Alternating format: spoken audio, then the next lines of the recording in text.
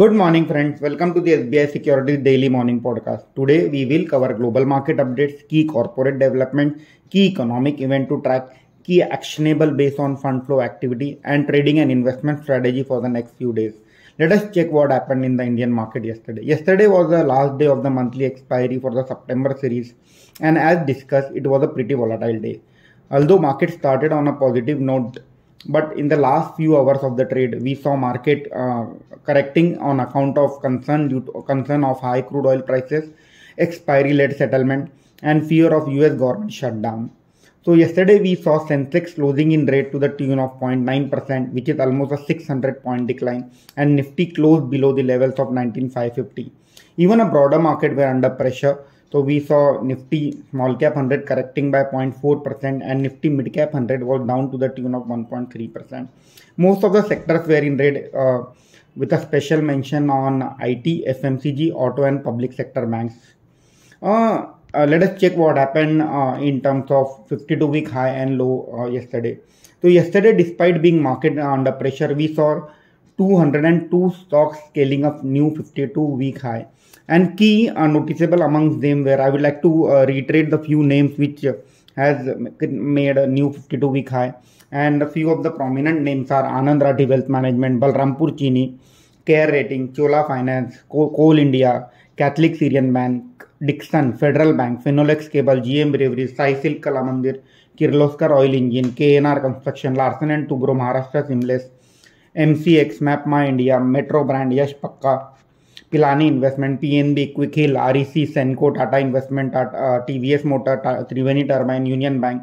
So there are a whole lot of many companies which are pretty strong in terms of business model. So we saw many companies making a 52-week high despite of subdued market sentiment. And at the same time, there were 24 stocks which were trading at 52-week low, and prominent name among them are Gujarat Gas, Vedanta, and TCNS Clothing.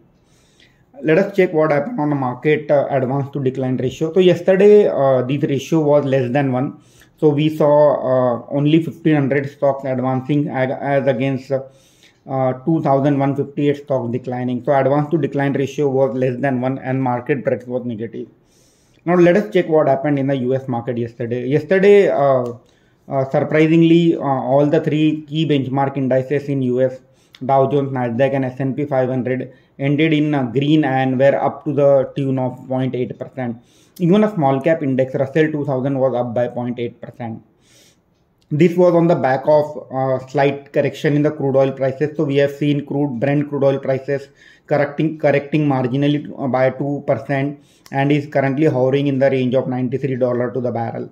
At the same time, the 10-year US bond yield has also slightly marginally corrected and is trading and is showing the numbers of 4.59% as against 4.61% yesterday.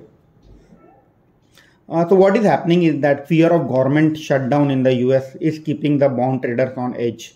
Now US market is likely to track one of the very important data, which is the inflation data, which will be out on the Friday evening as per the Indian Standard Time. The PCE inflation number is expected to be 3.5% for the month of August versus 3.3% for the month of July. However, the core PCE inflation, which is one of the important data point which US Fed track, is likely to be at 3.9% for the month of August as compared to 4.2% for the month of July. Now let us check what happened in European market yesterday.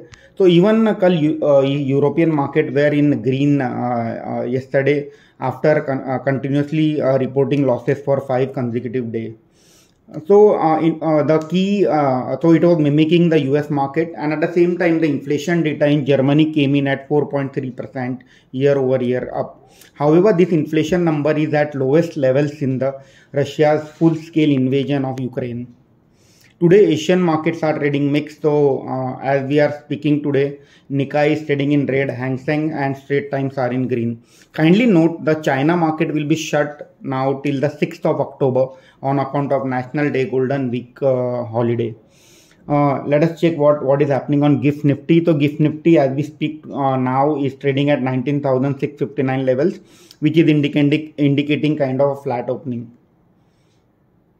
The dollar index is trading close to 106 level, USD INR 83.2.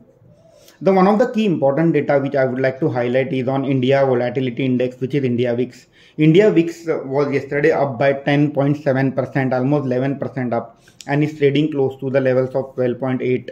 So this indicates that the volatility is likely to increase in the domestic market going forward. At the same time, on the contrary, the volatility index in US markets were down by 5% yesterday and is trading close to 17.3 levels.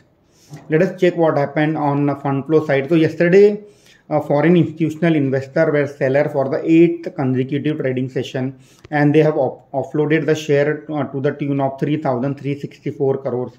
Kindly note, for the entire month of September, foreign institutional investors have offloaded the share to the tune of 16,000 crores. However, domestic institutional investors were buyer yesterday, and they bought share worth 2,711 crore.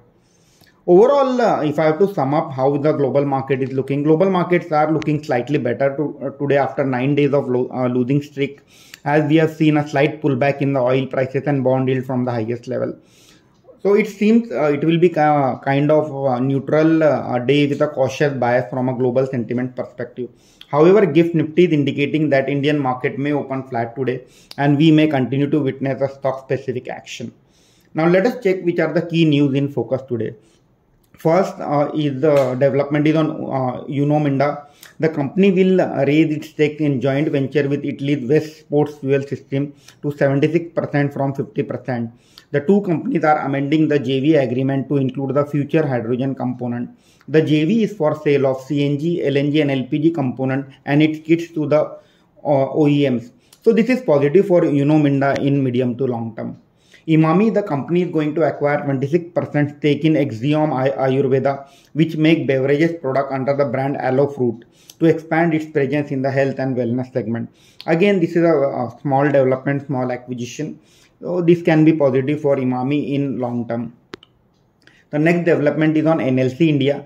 The company has signed a power purchase agreement with Gridco for its 400 megawatt power plant in stage 1 and 400 megawatt power plant in stage 2. With this agreement, NLC India has tied up for its entire capacity of 2400 megawatt of its supercritical thermal power plant. So this is positive for NLC India in medium to long term. Another key development is on Saregama India. This is big one. The company has acquired 51.8% stake in Pocket SS Picture Limited for Rs 174 crore.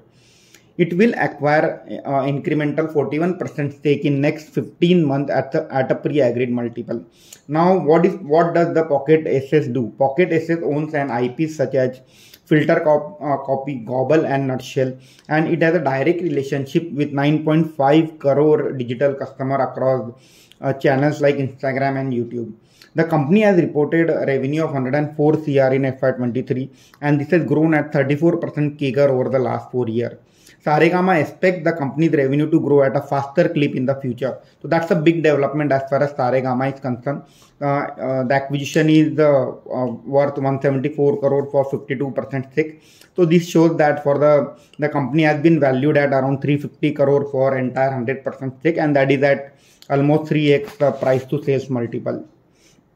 So Saregama will be in the focus today. There is one development on Adani Green, Abu Dhabi based IHC, which has invested in this company a year back, is likely to sell its holding in Adani Green, but it is likely to be fund-to-fund deal wherein they will tie up with some fund who will be buying the stake of IHC. So Adani Green can be in the focus today. Moving on to IPO, so today is the last day of Valiant Lab IPO and Plaza Wire IPO. Again, Plaza Wire is a very small company whose IPO will be opening today. Now let us check what is happening on the promoter and bulk and block deal side. So we have seen a buying from the promoters of Adani Power, TCI Industry and Kirloskar Ferrous from the open market. In terms of prominent block deal, NCL Industry, we saw there is a hand change for 9% stake between the promoter entity and few private players like Anand Rathi, an individual investor. So if I have to sum up today's discussion, today is the last trading day for the month of September. and then post that next 3 days market will be shut, domestic market will be shut. However, it is a very eventful week, so there are many events which are lined up over the next few days. So I would like to highlight the few events as discussed earlier. US inflation data will be out today evening. India's 8 core industry data will be out today evening. Again, all the key industries such as cement, oil and gas, mining, those will react to this data on when the market open on 3rd of October. China September PMI data will be out tomorrow, that is on Saturday. The world will be tracking what is happening on US government shutdown front. In case there is no deal between both the parties, then we may see some impact of this on the global market. Auto sales data will start coming in from the 1st of October. So during the first 3 days of the October, from 1st to 3rd October, we will see all the auto data sales or September sales data percolating. We may see some revision in the windfall tax and excise duty on domestic crude oil prices, and that can impact companies like Reliance, ONGC and Oil India. Then another important event for the next week is on OPEC meeting, right? So 4th of October is the date on where the OPEC will be meeting to decide on the production cut or increase. So that is important for crude oil prices. On 6th of October, there is an RBI policy. This is again a very important meeting which entire state will be tracking. And the most important one is post 1st of October, we will see many companies started reporting September quarter result updates. So many companies, especially bank, FMCG companies, will start reporting what is their provisional number for the September quarter, and hence it will be reacting to this those numbers. So overall, it will be a very eventful week in terms of data heavy, in terms of data for next few days. So let us track all this data and make our trading strategy. Market is likely to trade range bound, and one need not take a very leverage position at a current juncture. Buying on deep is recommended in the quality businesses. Thank you and have a good day. Investment in securities market are subject to market risks. Read all the related documents carefully before investing.